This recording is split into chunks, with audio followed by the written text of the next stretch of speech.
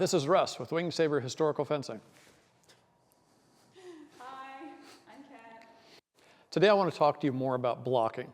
One of the big problems beginning students have in this lineage is overblocking. So it's worthwhile to refresh the difference between making a wide block and overblocking. If you're to stand and watch yourself in the mirror when you block cuts 1 and 2, there's cut 1, there's cut 2. They're pretty tight. I don't want to offer my forearm as a sacrificial object. I may need to block wide if they're coming in aggressively so I can get off that line, but I've still maintained my alignment. Relative to where the saber is going, my forearm is relatively protected. It's hidden. If I overblock, on the other hand, notice my blade is nowhere near your view from the camera, and there's this giant smorgasbord of an arm as a target, as well as this shoulder starting to face you guys, my theoretical opponent on camera. It's less common to do it out this way, but the same problem happens. Big arm target, lots of target over here, great big space.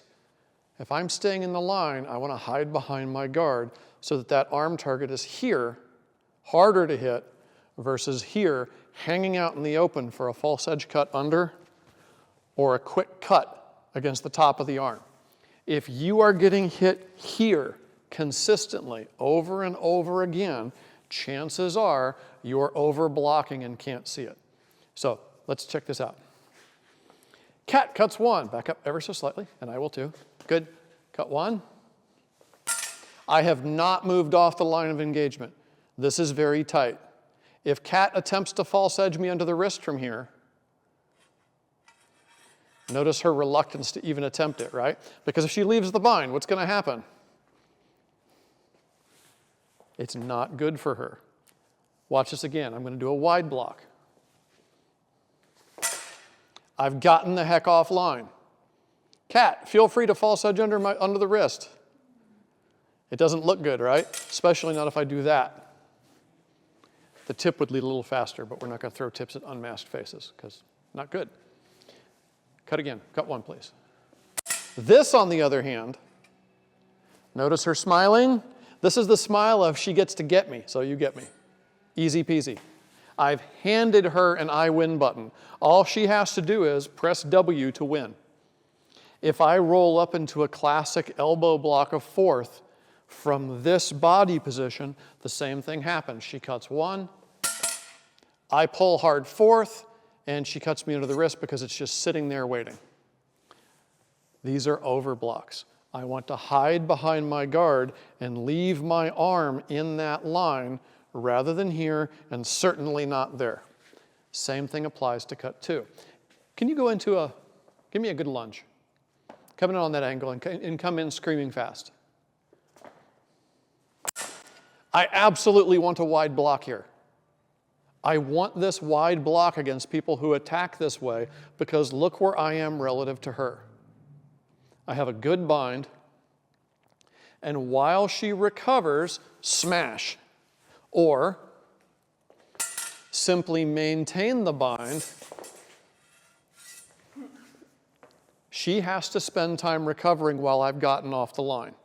If I block and I don't get off the line, same thing. My block's got to be really good. I have to have those angles really well, or else, while she's recovering, she throws another attack. Recover forward and do something nasty to me. Yeah. And she's already way past my guard, and there's nothing I can do to recover. Getting myself off that line where she has to go further makes a wide block much more practical. Now, if you're controlling distance, and you're managing to maintain her to where she can barely hand snipe while you're setting up your attack, great, you don't have to worry about that. But there are lots of times when you can't control distance, especially those of you who are reenactors and doing this in groups of 30 or 40 people. There's no such thing. The people behind you will push you into your opponents. Doesn't exist, but you can often pivot, and you'll need to. Watch cut 2 if I overblock. Cut 2, regular cut. From here, you can't see Kat's face. There's amused calculus of how many ways can I gank him Okay, let's do what you've got. Smash. Cut 4 to the leg, great. And if she passes my stomach, smash. What you got? That. Yeah, that's really bad for me. So we're up to 3 now, right? Okay, go back and cut 2. Tight block. Are you tempted to throw cut 4 from here? Nope. Why? Because while I'm doing that, you are hitting me. Yes. In this position, those of you who are Go players, I have Sente. The only thing keeping me from winning is my refusal to press W to win. If she tries to cut 4 from here, if she tries to do a coupe or a moulinet around my blade, so practice in the mirror if you need to. I parry to here. So you can see yourself looking pretty much like this, not pretty much like that. If you look in the mirror and you see the side of your deltoid, you have overblocked, even if you're making a wide block. Boom.